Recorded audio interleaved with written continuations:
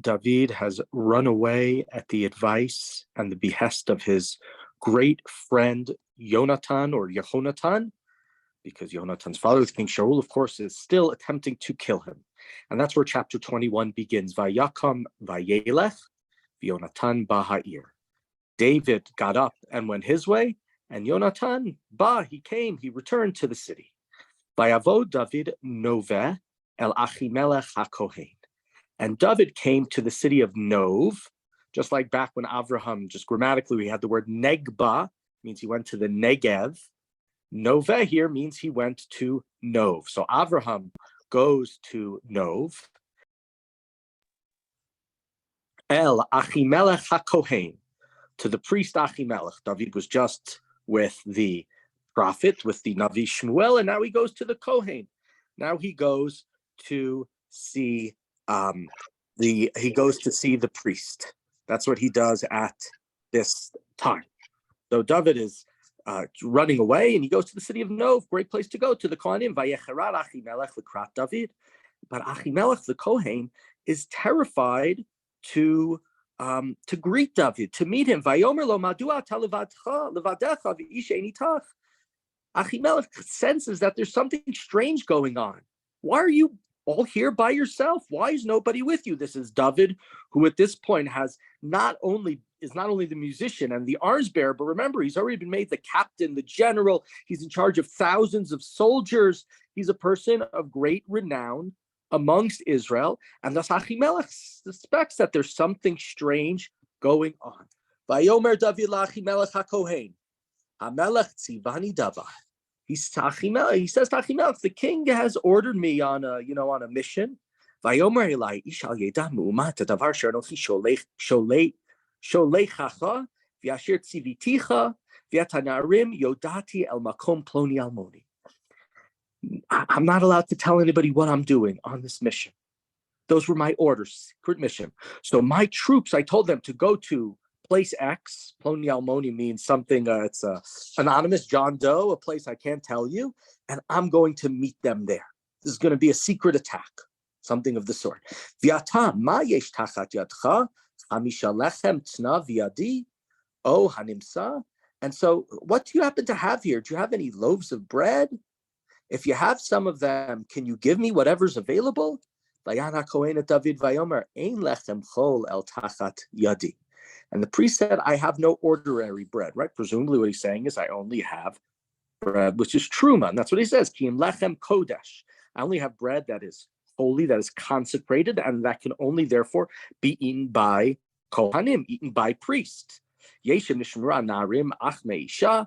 And maybe you can eat them if maybe I'll excuse my mistake, it's not truma, but it's stuff that you could only eat when you are tahor.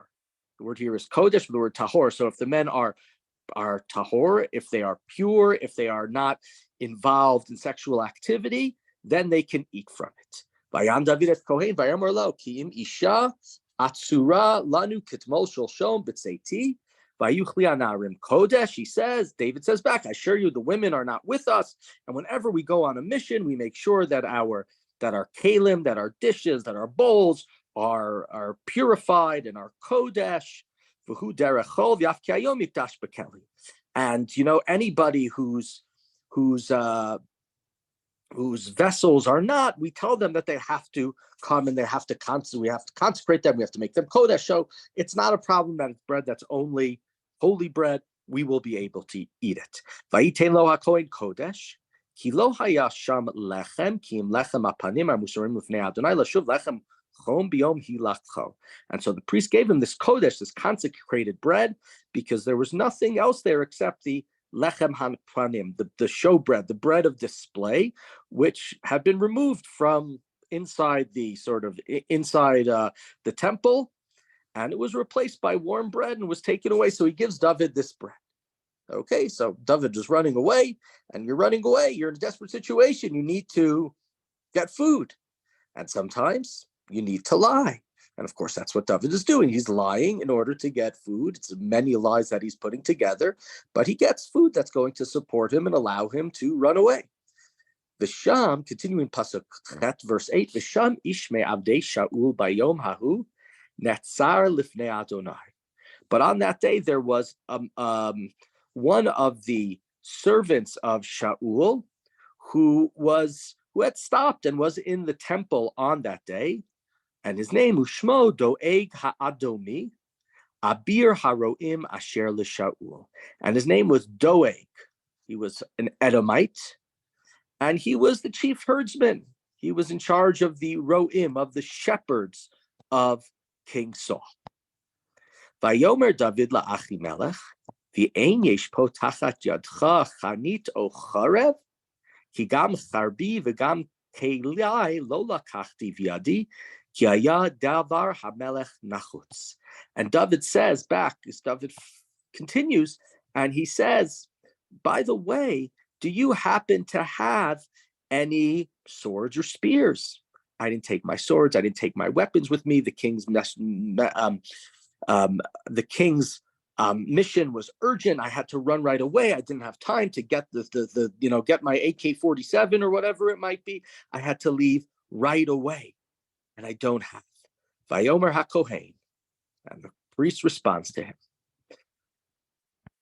Erev Goliath HaPlishti asher hikita be'emek ha'ela hinehi luta basimla acharei ha'efod imatati kach lecha kach kein acheret zulata bazer. Vayomer David ein kamoha tinena li. And the priest says back in a very sort of interesting manner, he says to him, the only thing I have here is the sword of Goliath, who you defeated in the valley of Elah. It's wrapped over there in a cloth behind the ephod. And we talked about this, that going back to when the ark was taken by the Philistines and they put it into their temple next to their god, Dagon. And here too, so this was a great victory that was done by the Jewish people, by David, I don't know, by the entirety of the Jewish people. And thus, this is being sort of shown that it's from God and it's our God. It wasn't really David, it was God through David who defeated Goliath, defeated Goliath, and thus his sword was placed inside the temple or some sort of temple. Now, we said at the time that it talked about after David took the sword and took the head of Goliath and returned the head and brought the head to Shaul and whatnot, that he took the sword and placed it in, it said he placed it in Yerushalayim. And we said that may have happened later, that he placed in Yerushalayim. Yerushalayim at this point is not a city that is controlled by Israel. It's a city that's controlled by the Jebusites, by the Yevusi. And more so, we see here that it's not in Yerushalayim. It's in the city of Nov. That's where David is. That's where Achimelech is. That's where these Kohanim are. And so that's where it is. So David now, things are a little bit better, right? He has a sword. He has some food. So he has a little bit of protection. Vayakam David vayivrach bayomahu mipnei Shaul vayavo el Achish melech Gat. And David runs away there from Saul. And where does he go? He goes all the way to the Plishtim. He goes to the king of Gat named Achish. And this is how desperate he is. David is the one who's defeated Goliath. David's the one who has brought back, right? He was asked to bring back 100 foreskins of Philistines. And he brings back 200 foreskins, which allows him to marry Michal. He's defeated the Philistines, the Plishtim, in battles many, many times.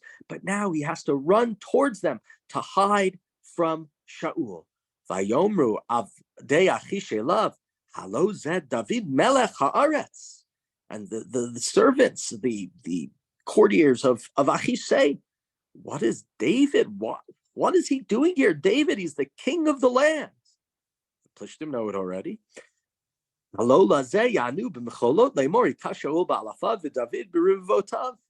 This is the one that the girls of Israel would sing. Saul has slain thousands, David's tens of thousands. Right? And this, of course, being repeated, this was the first thing that set Shaul off. This is what started his anger and his jealousy towards David, were the great compliments that were given to David above and beyond those of him. Vayasam David et hadvarim ha'ela bilvavo, vayira ma'od mipnei Achish melech Gat. And when David heard this, he became very scared. He was trying to run away. What's he going to say? What's he going to do? How is he going to protect himself? Because the people are saying to Achish, look who's running to us for sanctuary, for safety. it's David. But David is our enemy, he's our sworn enemy. He's defeated even more than our enemy Saul. He's the one who killed thousands.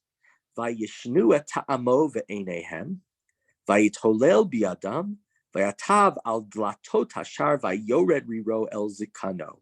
David is very fast on his feet. And what does he do? So all of a sudden, he feigned madness. He made believe he was crazy. He started scratching at the doors and at the gate. He let saliva start coming out. He looks like he's insane. He looks like he's a crazy person. And then one of the greatest passages in Tanakh comes right now. Vayomer Achish el avadav. So Achish says to his servants who said, this is the great David, and David is worried. And David is looking like a lunatic. He says, Hine tir'u ish mishtagea lama taviu oto elai. Sorry, the next verse is the greatest phrase, but it's coming. He says, this man is crazy. Why'd you bring him to me? He's a lunatic. He's out of his mind. Here it is. Basar mishugaimani. Do I not have enough crazy people around? Do I not have enough mishiganas? That you brought this one to me to also have him see me? Yavo el beiti. Should this person come back to my house? Do I have enough? Am I not chaser mishugayim? Am I not have enough lunatics around that I need more? What are you doing? I don't want this person here. And so what we see here, and this is the end of a short chapter, is a few things. One, David is quick on his feet. He knows he has to react. And David recognizes at this point that he needs to run away. He needs to be protected. He knows that Shaul wants to kill him. And even though he's been told by Shmuel he's going to be the next king of God, even though he's been told even though he knows that that's going to happen, he still needs to try to protect himself. And so he tries to run, as shocking and as surprising as it would be, to the Plishtim for safety. He's quick on his feet. He knows he has to run away. He knows he has to make quick decisions and change things in order to stay alive. And it's important and significant for him to remain alive. The second thing, and this is going to become very important to us, is David's meeting with Elimelech, the king of Nov. And it's viewed in many ways by Chazal that by the rabbis, that David going to Elimelech endangers Elimelech. And Elimelech, to an extent, knew that there was something up, knew that there was something wrong, and yet David goes and he visits him in order to get some food. And this is going to be viewed, we'll see what's going to happen as a result of that, as a grave error and a terrible mistake by David, and is going to cause a terrible tragedy, unfortunately. And so on the one hand, David's right, he needs to run away. But the process of your running away, you can't just be, tricking people and endangering them in the process. And this is a moment we will come back to in the coming chapters.